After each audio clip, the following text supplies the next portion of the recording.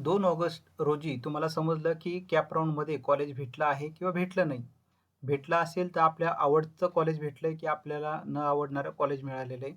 तर पुढं नेमकी काय करायचंय? प्रोव्हिजनल अलॉटमेंट झाल्यानंतर त्याची माहिती जी आहे accepting to the offered seat by the candidate through his her log in as per the allotment of CAP round 1 याची जी माहिती ती आपण थोडक्यात समजून घेण्याचा प्रयत्न करूयात. आणि ही सर्व माहिती आपण देखील वेबसाईटवरती पाहून प्रत्येक मुद्दा शांतपणे समजून घ्या. कारण खूप महत्त्वाची माहिती आहे. तर यातला पहिला जो मुद्दा आहे आणि ही सर्व प्रक्रिया तुम्हाला 3 ऑगस्ट ते 5 ऑगस्ट दुपारी 3 वाजेपर्यंत करायची ॲक्सेप्टिंगची.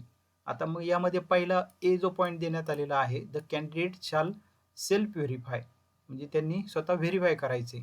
The seat allotment made to him, her in the CAP round 1 म्हणजे त्यांना जे कॅप राउंड 1 मध्ये जे काही सीट भेटलेलं आहे, ते व्यवस्थित व्हेरिफाय करून घ्यायचं by accepting declaration through his her log in म्हणजे त्यांच्या लॉग इनला जाऊन त्यांनी ते ॲक्सेप्टिंग किंवा काही डिक्लेरेशन करायचं ते व्यवस्थित काळजीपूर्वक करायचं certifying that his her claim म्हणजे त्यांना जर क्लेम करायचा असेल related with the qualifying marks, category, gender, reservation, त्यानंतर स्पेसिफिक रिझर्वेशन एक्सेट्रा म्हणजे त्यांनी जे काही त्यांचे मार्क्स असतील, कॅटेगरी, जेंडर, रिझर्वेशन किंवा specific reservation made by the candidate in the application form are correct. ही सर्व माहिती काळजीपूर्वक विद्यार्थ्यांनी तपासून घ्यायची आहे. ही सर्व माहिती व्यवस्थित बरोबर आहे की नाही.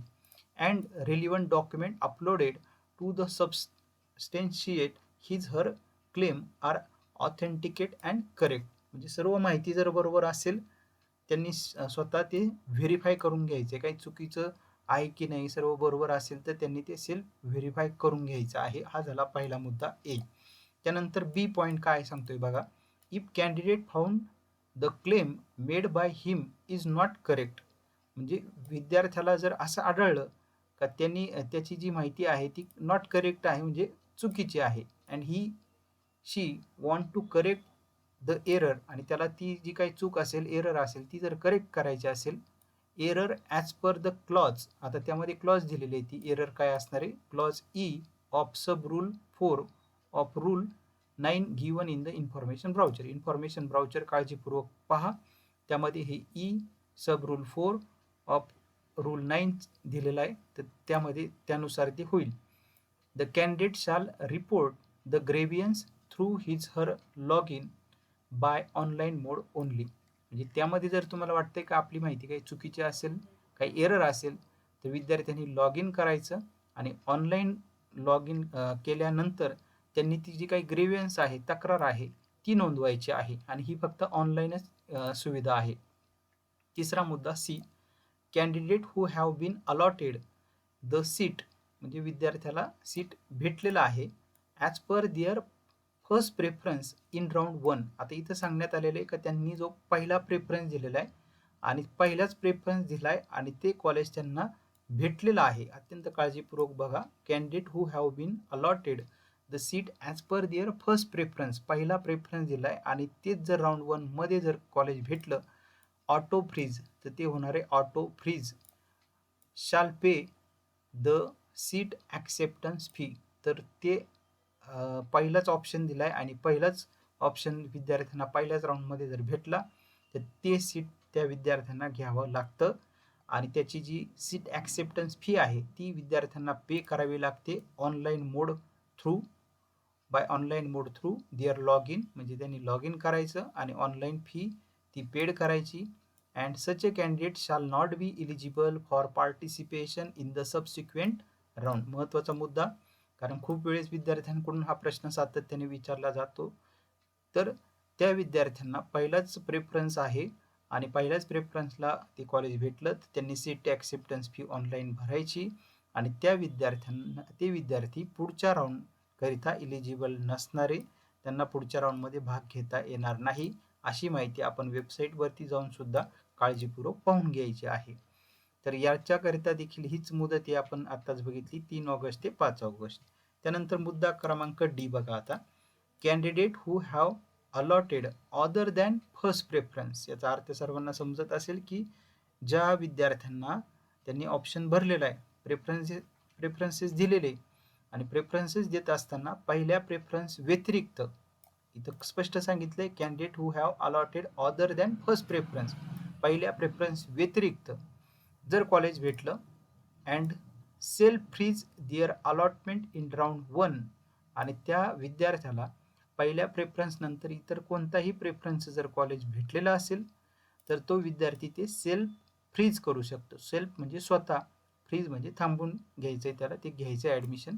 तर तो self freeze their allotment in round 1 through their log in must accept the seat आणि मग तो विद्यार्थी ते सीट ॲक्सेप्ट त्यांनी लॉग इन करायचं आणि ते सीट ॲक्सेप्ट करायचं and shall pay seat acceptance fee आणि त्यांनी ती सीट ॲक्सेप्टन्स फी जी आहे ती ऑनलाईन थ्रू ऑनलाईन मोड ती भरायची.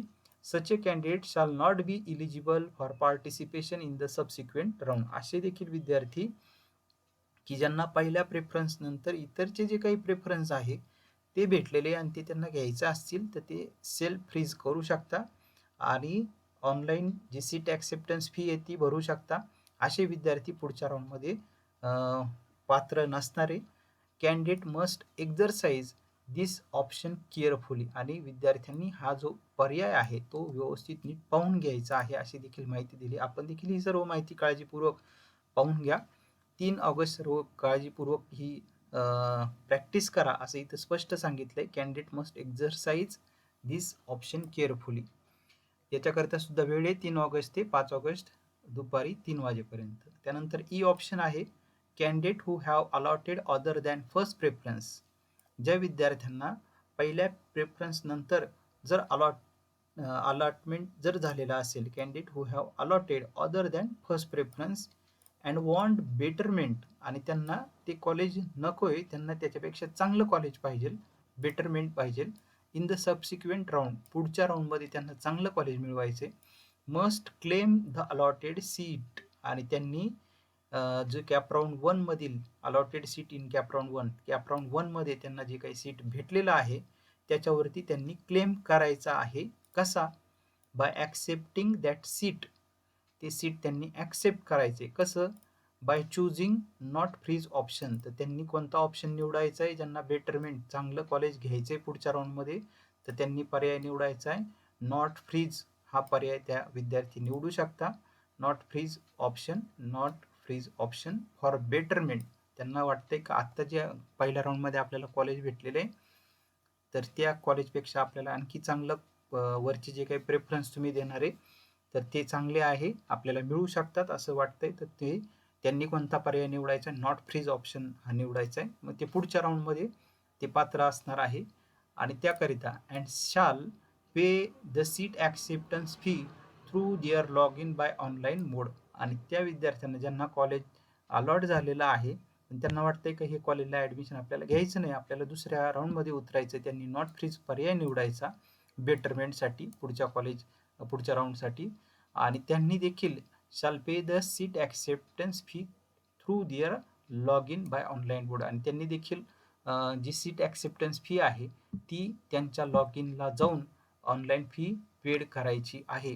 तर अशा पद्धतीने हे सर्व आपण माहिती बघितली आणि ही जी माहिती आहे ही सीट ॲक्सेप्टन्सच्या रिलेटेड आहे. तर त्याच्यानंतर पुढची जी माहिती आहे reporting to the allotted institute, म्हणजेच ज्या विद्यार्थ्यांना ॲडमिशन घ्यायचे तर त्यांनी काय करायचं त्याच्या पुढची स्टेप जी आहे ती आपण पुढच्या व्हिडिओमध्ये बघणार आहोत.